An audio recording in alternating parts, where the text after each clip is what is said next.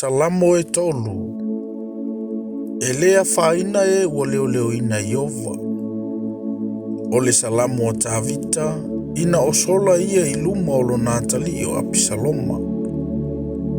Iova e, ua matua whato tele ina e ua sawa mai I a te au.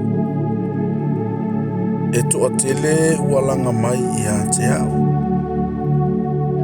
E toa tele o e whaiane I a te au.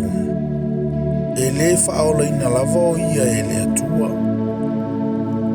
A o oe, ie o vai, ua whai oe mo utalita.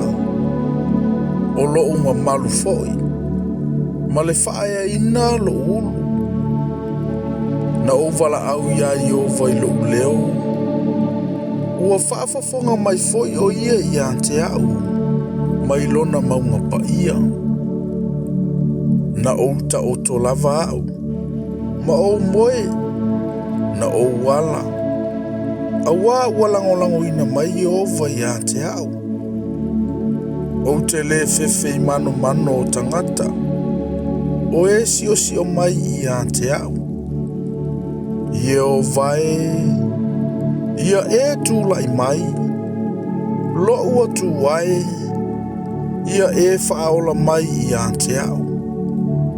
Awa ua e taia au vae o ilanto uma o e ita mai I a te au.